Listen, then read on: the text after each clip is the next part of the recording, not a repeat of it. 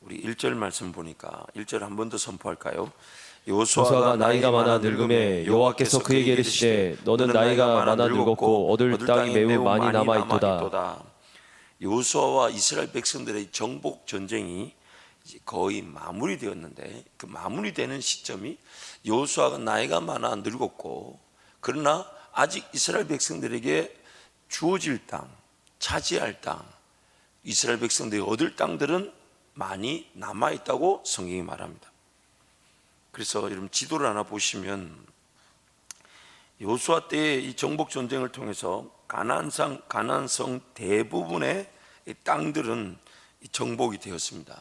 근데 그 정복 전쟁의 내용을 보면 첫 번째는 그 지역 가나안 땅의 대부분의 큰 성읍들과 왕들과의 전쟁은 끝이 났습니다. 그래서 지금 이 이스라엘 요수아 때에 차지한 전쟁을 통해 차지한 이 빗금 표시죠. 이 빗금 표시 지역들은 실제적으로 여호수아 1장에 보면 하나님이 주시겠다고 약속한 그 땅의 지경을 비하면 25% 수준밖에 되지 않습니다. 그래서 그것이 애굽 앞 시월 시내에서부터 북쪽으로는 레바논과 그 위에 유브라데 강 근원까지 하나님이 주시겠다고 말씀하셨죠. 그래서 물론 요단강 동쪽, 지금 요단강을 중심으로 해서 동쪽은 므낫세 반지파와 간지파와 르우벤 지파가 그 땅을 차지합니다. 그리고 그 너머 땅은 이제 거의 아라비아 광야 속에 속하는 땅들이긴 합니다만은, 주로 이스라엘 백성들이 하나님이 말씀하신 약속의 땅은 여호수아 때 정복한 땅에 비하면 훨씬 더 지경이 넓습니다. 그래서 지금 하나님께서 말씀하시기를 아직까지 얻을 땅이 많이 남아있다고 얘기합니다. 여호수아 때에 정복되진 땅은 대부분의 많은 전쟁을 통해 큰 성읍들과 왕들은 무너졌지만, 그러나 그 땅은 여전히 차지할 땅들이 많이 남아있습니다. 그래서 신학자들의 의견을 이렇게 들어서 표현하면 이 정복될 땅은 두 가지로 얘기합니다. 첫 번째는 남쪽 블레셋 대부분의 땅들과 북쪽 시돈과 레바논으로 치용되는 그 땅들이 남아있고, 두 번째는 큰 성들과 큰 왕들은 무너졌지만 그러나 그 성의 주민들, 많은 백성들은 여전히 그 땅에 머물러 있다는 것입니다. 왕들과 그 군사들과 군사력은 패배했고 무너졌지만, 또 큰 성들은 무너졌지만 그 성 안이든 혹은 바깥이든 거주민들은 여전히 있다는 것입니다. 그래서 지금 13장 1절에서 하나님 아직 얻을 땅이 많이 남아있다는 것은 두 가지 종류라는 거죠. 지형적으로 보면 남쪽 블레셋 땅들과 북쪽 시돈과 레바논 땅들이 여전히 남아있고, 또한 차지했지만 차지한 땅에서 그 백성들이 분배를 받아 들어가서 분배를 받은 땅에서 몰아내야 될 거주민들이 또 존재하고 있었다는 것입니다. 그래서 요단 동편 땅은 므낫세 반지파와 르우벤과 갓지파에게 주어졌고, 또한 오늘 본문 말씀 7절 보니까 9지파와 반지파, 즉 나머지 므낫세 반지파가 요단 서편 땅을 이제 기업으로 얻게 되는 것입니다. 하나님께서 자기 백성들에게 기업을 주실 때에 정복되어지고 정리되어진 땅을 주십니다. 또한 그 정복되어지고 정리된 땅은 또 얻을 백성들에게는 추가적으로 정복되어지고 정리되어질 땅으로 주어진다는 것입니다. 이 굉장히 의미가 있는 내용이죠. 여호수아를 통해 대부분의 정복 전쟁은 끝이 난 듯 보이지만은 실질적으로 이스라엘 백성들에게 땅이 주어질 때에는 또 그들도 하나님과 믿음을 가지며 그 땅을 차지해야 될 땅으로, 그 땅을 더 얻을 땅으로 그 땅이 주어진다는 것입니다. 이스라엘 백성들이 가나안 땅을 향해 걸어갈 때 하나님이 그 땅 여전히 그 백성들, 즉 그 땅이 비어져 있고 정리되어져 있고 소재되어 있고 수리되어 있듯 그 땅이 비어져 있는 땅을 그들에게 주신다고 하신 적이 없어요. 그 땅에 아무리 족속들, 가나안 족속들이 살고 있지만 그 땅은 너희들의 것이다 라고 말씀해 주셨습니다. 우리에게도 마찬가지입니다. 우리가 신앙생활 하면서 하나님을 섬길 때에 잊지 말아야 될 것이, 우리가 차지할 땅은 우리에게 복이 되는 것입니다. 또 우리에게 안식입니다. 하나님의 은혜를 누리게 될 기회가 되는데, 하나님의 그 은혜를 누리게 될 땅을 차지함으로써 누리게 될 은혜가 뭐냐면, 첫 번째는 나부터 하나님의 전쟁 방식을 배워 하나님의 진정한 군사로 세워지는 것이죠. 그러므로 이 가나안 땅이 주어져서 여호수아 때 거의 다 정리가 되었지만은, 그러나 이스라엘 백성들에게 주어진 땅은 새로운 지경의 땅이 주어질 땅도 있지만, 또한 주어진 땅에서 그 땅 옛 거민들을 몰아내야 될 정리정돈의 전쟁이 필요합니다. 그러므로 오늘 우리 정리정돈의 전쟁이 어디에서부터 필요하냐? 바로 내 본성 안에 있는 것이죠. 옛 주민, 옛 거민, 옛 본성, 하나님 없이 살아갈 수 있는 옛 자아, 이것이 몰아내어져야 된다는 걸 뜻하는 것이죠. 그래서 하나님과 함께 약속의 땅, 즉 안식하듯 자유하듯 내 사명이 감당되어지고 내 삶의 목적이 나타나며 하나님의 능력을 의지해보고 하나님의 권세를 맛보며 하나님과 함께 전쟁에 참여하여 하나님의 전쟁 방식을 배워 내 인간적 실력과 능력은 배지 않채 하나님의 능력으로만 그 땅을 차지하게 되는 그 전쟁의 제1차 목적은 나부터 하나님의 진정한 군사로 세워지는 것이죠. 이게 바로 안식이라는 겁니다. 이게 지금 우리가 생각하는 세상이 말하는 안식의 개념과 다릅니다. 세상이 말하는 자유의 개념과 다릅니다. 세상의 어떤 자유는, 그 잘못된 자유의 개념은 뭐냐면 내 삶에 좀 여유가 있고 뭔가 내 삶의 미래에 대한 염려를 하지 않는, 내 가진 것으로 내가 뭔가 염려를 하지 않고 뭔가 새로운 걸 시도해보고 내 해보고 싶은 걸 하는 그런 자유가 아니라, 내 삶은 매일 일용할 양식을 주시는 하나님과 함께 동행하면서 하나님이 되찾고 싶어 하시는 그 하나님 나라, 하나님이 되찾아오고 싶어하는 그 백성들을 되찾아오시는 하나님의 전쟁에 내 인간적 실력과 능력이 아닌 오직 하나님의 능력으로만 그 땅을 차지하고 그 백성을 되찾아오는 일에, 그래서 나부터 하나님의 전쟁 방식에 새로워져 있고 나부터 하나님께 삶을 온전히 맡겨드리는 진정한 군사, 진정한 믿음의 용사로 세워지는 것이 하나님의 땅을 차지하는 1차 목표이며, 그 백성들을 통해 하나님의 역사가 나타나 또 다른 영혼들이 돌아와 그 또 다른 영혼들을 되찾는 일에 쓰임받는 믿음의 군사들처럼 그들도 세워지게 되는 것입니다. 이것이 바로 제자를 삼는 것입니다. 모든 족속으로 제자를 삼는 일들, 우리가 먼저 예수님을 따름으로써 예수님의 진정한 제자가 되지만, 또한 예수님의 제자들은 또 누군가에게 그 길을 소개해 주는 것입니다. 사람의 제자를 만드는 것이 아니라 주님을 따름으로써 주님의 제자가 된 자들이 주님을 소개함으로써 그들도 주님의 제자가 되게 하는 것이죠. 이것이 바로 우리가 이 땅에서 맛볼 진정한 안식입니다. 뭔가 취하고 가진 것으로 안식하고 자유하는 게 아니라 끊임없이 주님과 동행함으로 주님 나라를 회복하며 주의 백성들을 돌이키는 일에 내 평생의 삶이 쓰여지는 것, 정복하고 그 가운데 정착하여 하나님의 법과 질서가 존중되도록 만드는 것, 땅을 차지하고 차지한 땅에서 하나님의 법과 질서만으로 나라가 세워지고 백성들의 삶이 세워지는 삶, 그 일을 위해 하나님은 오늘 우리를 지금 우리의 삶을 인도해 가고 계신 것입니다. 그래서 우리에게도 마찬가지입니다. 우리에게도 여전히 정복할 땅들은 많이 남아 있습니다. 또한 정복되어진 땅에서 우리의 삶은 그 정복되어진 땅에 정리하고 정돈하는 은혜를 누리게 되는 것입니다. 그래서 오늘 우리에게 주어진 기업들, 일터, 가정은 하나님이 주신 기업이지만 그러나 또한 그 가운데서 정리, 정돈이 필요합니다. 하나님의 은혜로 버려져야 될 것들이 버려지고 욕심들이 제거되어지면서 동시에 또한 새로운 영역이 정복되어지게 되는 것입니다. 이게 바로 히브리서 4장이 말하는 우리가 놓칠 수 있는 안식입니다. 안식에 들어갈 약속이 있지만 그 안식에 들어갈 약속을 제대로 누리지 못했던 이스라엘 백성처럼 우리도 두려워하라고 경계하고 계신 것입니다.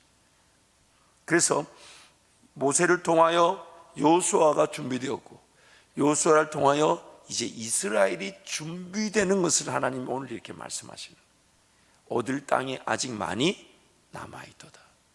모세를 통해 그 애굽의 노예 근성, 즉 광야 훈련을 통해 그들의 인간적 힘과 능력이 완전히 소진되고 빠지는 그 준비 기간, 그때 그 여호수아와 갈렙이 준비되어 있었고, 또한 여호수아와 갈렙을 통해 이스라엘 백성들은 가나안 땅을 차지해보는 은혜를 누리게 되었지만, 그 가나안 땅을 전쟁을 통해 차지해보는 은혜를 통해 이스라엘 백성들도 이제는 그들의 전쟁이 준비되고 있었던 것입니다.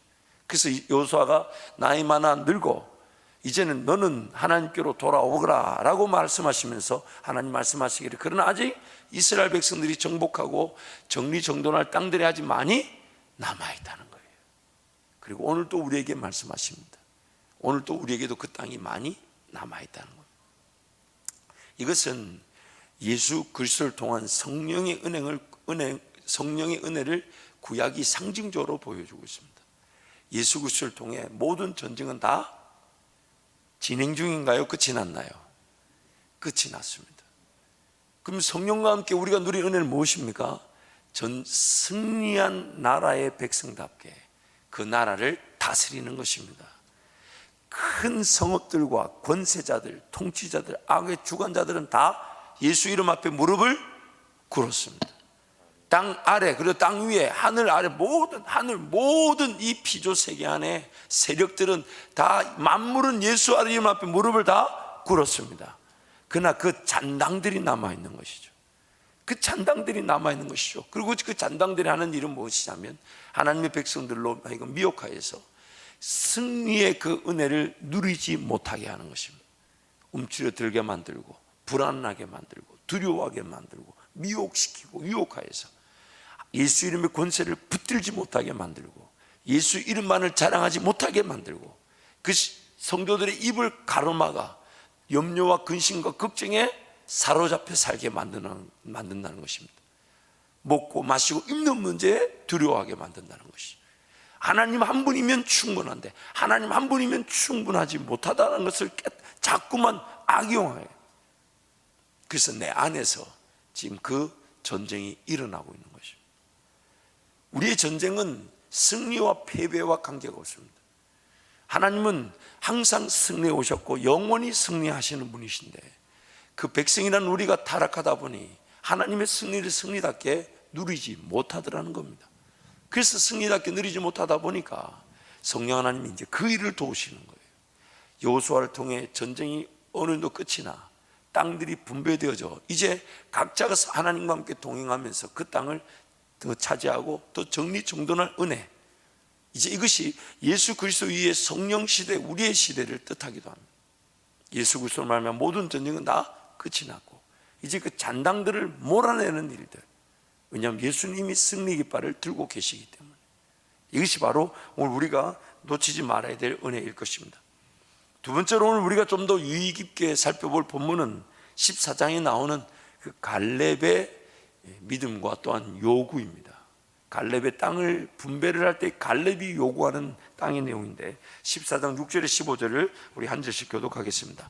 그때 유다 자손이 길갈에 있는 여호수아에게 나아오고 그니스 사람 여분네 아들 갈렙이 여호수아에게 말하되 여호와께서 가데스 바네아에서 나와 당신에게 대하여 하나님의 사람 모세에게 이르신 일을 당신이 아시는 바라. 내 나이 40세에 여호와의 종 모세가 가데스 바네아에서 나를 보내어 이 땅을 정탐하게 하였으므로 내가 성실한 마음으로 그에게 보고하였고 나와 함께 올라갔던 내 형제들은 백성의 간담을 높게 하였으나 나는 내 하나님 여호와께 충성하였으므로 그날에 모세가 맹세하여 이르되 내가 내 하나님 여호와께 충성하였은즉 내 발로 밟는 땅은 영원히 너와 내 자손의 기업이 되리라 하였나이다. 이제 보소서 여호와께서 이 말씀을 모세에게 이르신 때로부터 이스라엘이 광야에서 방황한 이 45년 동안을 여호와께서 말씀하신 대로 나를 생존하게 하셨나이다.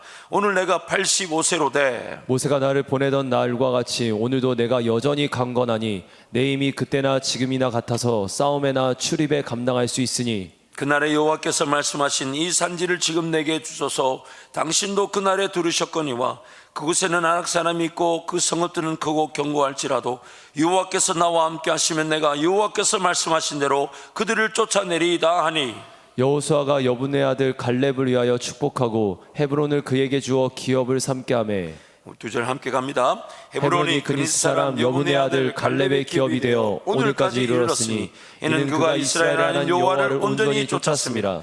헤브론의 옛 이름은 기랏 아르바라. 아르바는 아낙 사람 가운데서 가장 큰 사람이었더라. 그리고 그 땅에 전쟁이 그쳤더라. 갈렙은 12 정탐꾼 중에 한 사람으로서 유다 지파를 대신하는 대표하는 정탐꾼이었습니다. 10명의 부정적 보고와는 달리 여호수아와 갈렙은 하나님의 약속의 땅에 대한 믿음의 보고, 정직한 보고, 긍정적인 보고를 했습니다. 근데 그것을 7절 말씀을 보니까 갈렙은 성실한 마음으로 보고하였다. 성실한 마음으로 보고하였다. 즉 하나님의 입장에서 성실했던 것이지 인간적 시각에서 성실했던 건 아니었던 거예요. 하나님의 말씀에 따라 성실했던 것이지 인간적 판단에 따라 성실한 것은 아니었다는 겁니다. 그래서 8절 말씀 보니까 성실한 마음으로 보고한 것을 나는 내 하나님 여호와께 충성한 것이다. 하나님의 말씀에 따라 하나님의 말씀에 근거하여 보고한 성실한 보고가 나는 내 하나님 여호와께 충성한 것이다.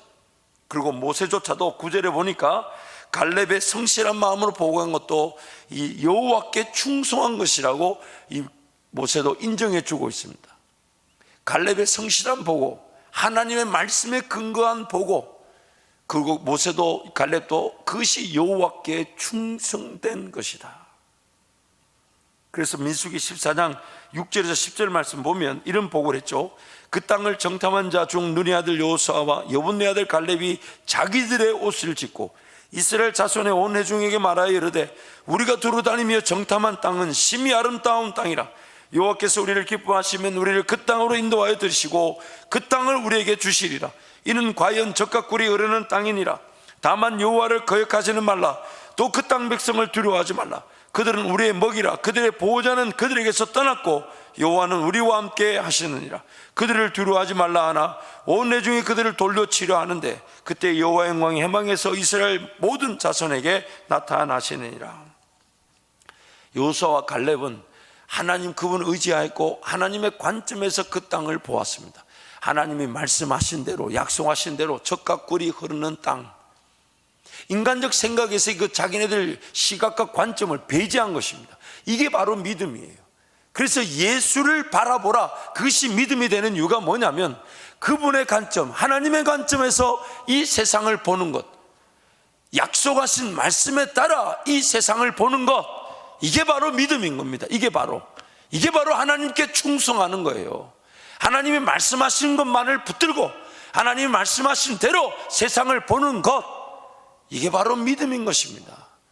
우리의 인간적 믿음, 잘못된 믿음으로 세상을 판단하는 것이 아니라 하나님의 말씀에 따라 세상을 볼 줄 알고 하나님 말씀에 따라 하나님의 말씀을 세상에서 발견할 줄 아는 것, 이게 바로 하나님께 앞에 성실한 보고고 여호와께 충성된 자인 것입니다. 그래서 지금 하나님 앞에 성실한 보고, 모세가 신명기 1장 36절에서 갈렙에게 이렇게 약속해 줍니다. 우리 함께 선포합니다. 오직 여분의 아들 갈렙은 온전히 여호와께 순종하였은즉 그는 그것을 볼 것이요 그가 밟는 땅을 내가 그와 그의 자손에게 주리라 하시고. 이것이 여호와께 온전한 순종, 하나님의 말씀에 따라 성실한 보고를 한 것이 하나님 앞에 충성된 것이었고, 그 입술의 보고, 입술의 고백, 그게 순종이었다는 거예요. 정말 하나님 은혜가 어렵지 않다는 걸 여러분 느끼십니까? 값없이 주어지지만 하나님 은혜가 나한테 뭘 바라지 않는다는 거예요. 약속의 말씀에 따라 그 말씀을 붙들고 그 말씀대로 선포한 것 뿐인데, 그 말씀 붙들고 하나님 앞에 그냥 하나님을 기대한 것 뿐인데 하나님 그걸 순종했다고 여겨주시는 거예요. 순종했다고. 전 이렇게 표현하고 싶어요. 불순종만 안 하면 순종한 겁니다. 이 이름은 이해가 되십니까? 10명의 정탐꾼들처럼 하나님의 말씀을 말씀대로 보지 못하고 자신들의 힘으로 원망불평했잖아요. 그러면 이때 한 부류가 더 있을 수 있어요. 말 안 하고 가만히 있으면 순종한 건데, 여호수아 갈렙이 얘기 다 해줬으니까 원망하고 불평만 안 해도 순종한 것일 텐데. 그래서 이 인내가 중요한 거예요. 인내가 안 믿어지면 입 다물고 인내하면 되는데, 하나님이 일하실 것인데 불순종만 안 해도 순종의 그룹 안에 들어갈 수가 있습니다. 어차피 이루실 분이 누구십니까? 하나님이시. 여러분, 앞으로 어떤 불협화음이 있거들랑 제일 쉬운 자세가 뭐라고요? 첫 번째, 입을 어떻게 하라고요? 다물고. 두 번째, 어떻게 하라고요? 하나님 앞에 인내하면 됩니다.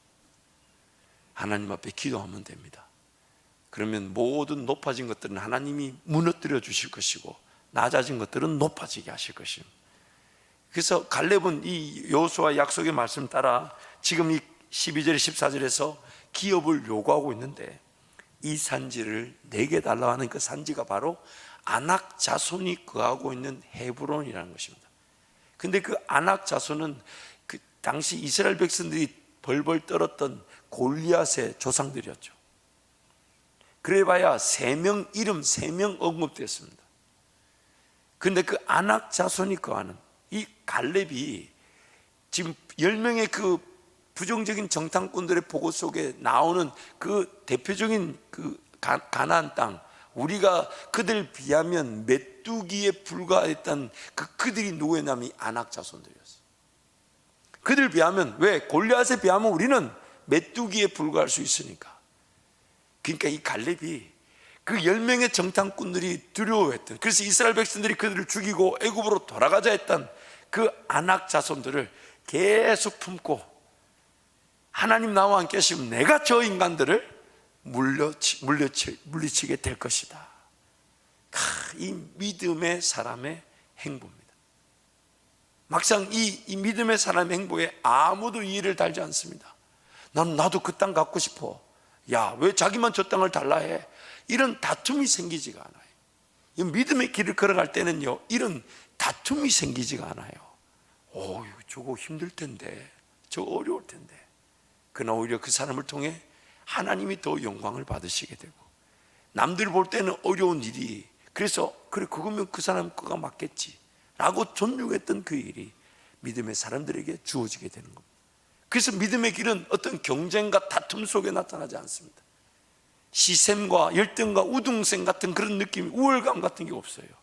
모든 사람이 하나님의 공평한 은혜를 누릴 수 있는 게 믿음의 길인 것입니다. 믿음의 길. 그 누구도 그 사람이 그걸 시샘하고 덤벼드는 일에 격려해주고 응원해주지, 나도 그거 하고 싶은데, 이런 시샘과 다툼이 생기지 않습니다. 오히려 하나님의 그 은혜를 격려해주고 치하해주고, 야, 그렇다면 우리도 기도해줄게, 그렇다면 우리도 한번 섬겨줄게. 그게 바로 믿음의 길인 거예요. 멋있는 길이에요. 믿음의 길이 멋있는 길입니다. 그러니까 항상 남들이 하지 않는 헌신과 희생과 충성이 믿음의 사람들에게는 덤벼들 일이 되는 것입니다. 이게 정말 하나님 나라 멋진 원리예요. 누구나 할 수 있는 게 아니라 믿음을 가진 사람들만 할 수 있는 일인데, 믿음을 가진 사람들이 덤비는 일은 어떤 희생과 충성과 봉사가 서로 이렇게 막 경쟁하듯이 다툼을 일으키지 않는다는 겁니다. 그 사람만이 할 수 있는 충성, 그 사람만이 할 수 있는 희생, 그 사람이 아니면 그 누구도 그 일을 못하는 그 사람에게만 주어진 길이 믿음의 길인 것이에요. 믿음. 그래서 좁은 문, 좁은 길입니다. 나만 걸어가니까요. 두 사람 같이 걸어갈 길이 아니라 나만 주님 바라보고 걸어갈 길이 넓은 길일 수가 없어요. 좁은 길이. 갈렙에게 주어진 당연한 권리이자 책임을 지금 여호수아에게 요구하고 있는 것입니다. 이 모세와 여호수아, 이 갈렙, 이 세 사람의 내용을 보면 공통적인 내용이 있습니다. 이 세 사람 다 물 아래 사건을 2번씩 겪었습니다. 여호수아 갈렙에게 물 아래 사건은 2번이었죠. 첫 번째가 무슨 사건이었죠? 홍해 사건. 두 번째가요? 요단강 사건. 근데 모세도 물 아래 사건이 2번 있었습니다.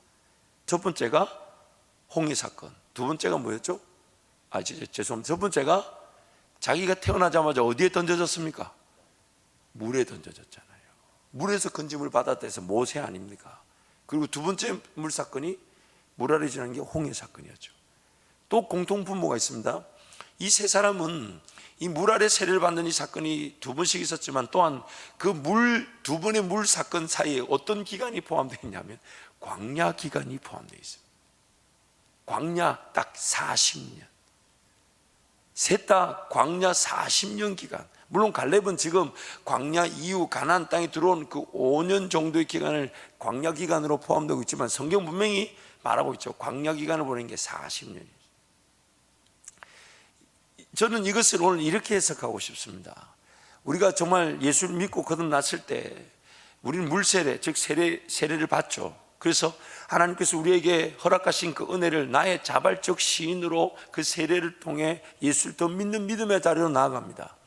그러나 우리 모두에게는 또한 성령 충만이라는 사건이 우리를 기다리고 있습니다. 인격적으로도 주님을 만날 수 있는 기회가 되며 말씀으로만 살아갈 기회를 얻게 됩니다.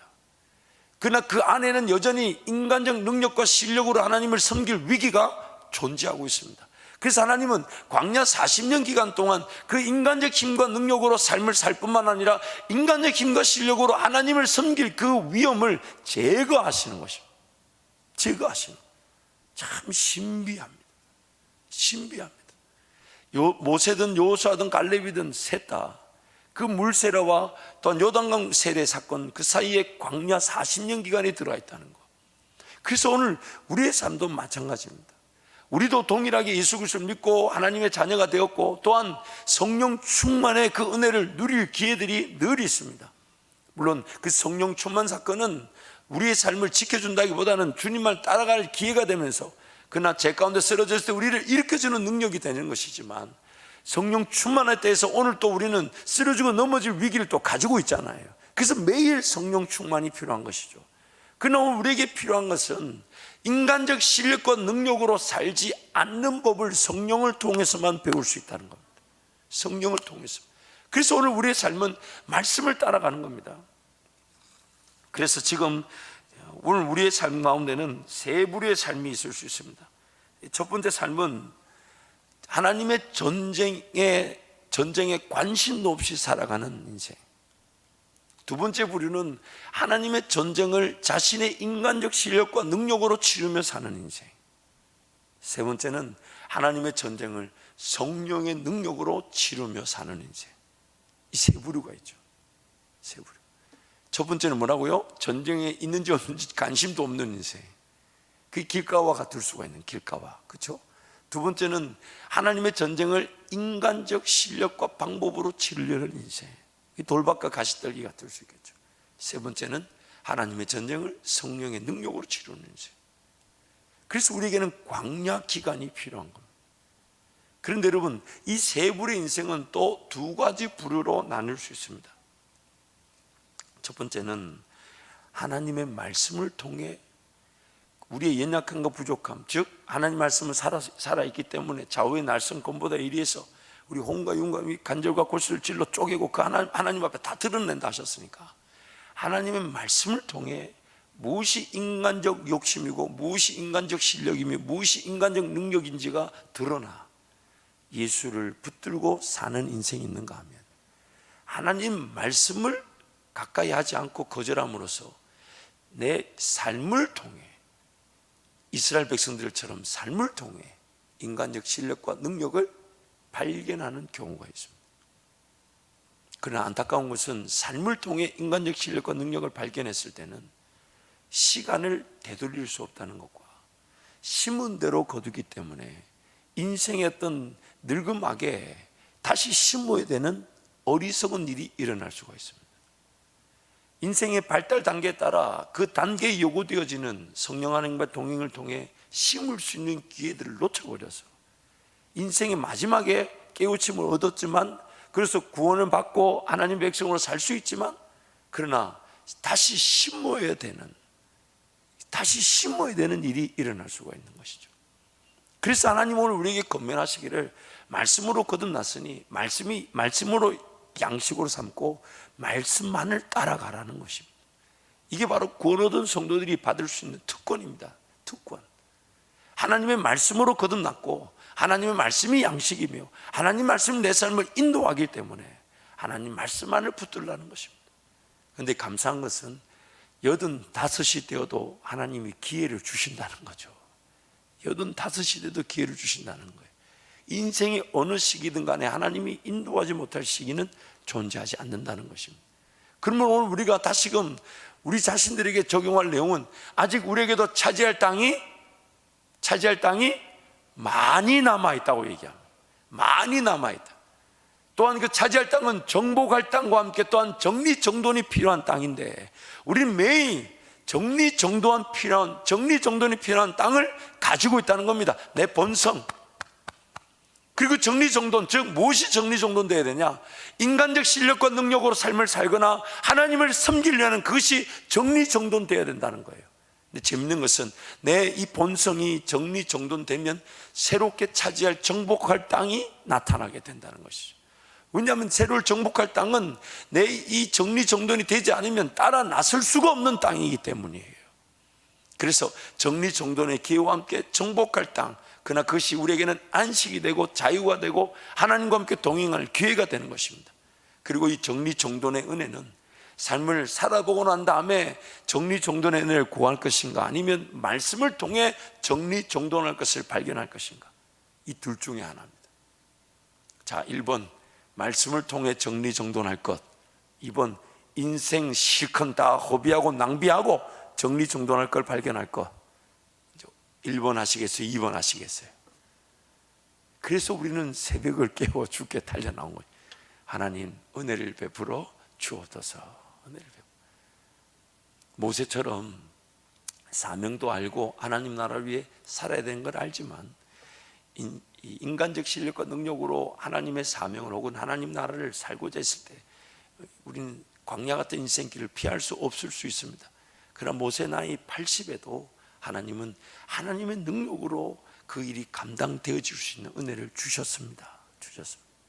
그러나 하나님은 그 구약의 이스라엘 백성들의, 그런 모세도 정말 하나님의 큰 은혜를 누렸고 요사도 큰 은혜를 누렸고 갈렙도 큰 은혜를 누렸지만 오늘 우리에게는 더 큰 은혜를 주셨다는 거예요. 그것이 뭐냐면 그렇게 40년이라는 시간을 광야 기간 동안 그렇게 보내지 않아도 된다는 겁니다. 하나님의 말씀으로 우리는 새로워질 수 있는 은혜, 그들처럼 인생이 허비되진 자리에서 돌아설 만한 회개, 돌아설 만한 기회가 그들은 없었어요. 그러나 우리는 예수님 때문에 오늘 또 돌아설 수 있게 되었고, 오늘 또 은혜를 붙들 수 있게 됐고, 오늘 또 그 노뱀을 쳐다보듯 예수를 바라보면 구원을 얻게 되었으니까 오늘부터 또 다시금 말씀을 붙들고 걸어가는 겁니다. 말씀을 붙들고 하나님 살려주시고 회복시켜 주시고 말씀을 통해 나 자신을 발견하게 도와주시고 온전히 주님만을 따라갈 수 있도록 하나님 은혜를 베풀어 주옵소서. 이 시간 한번 동성으로 같이 한번 기도하겠습니다.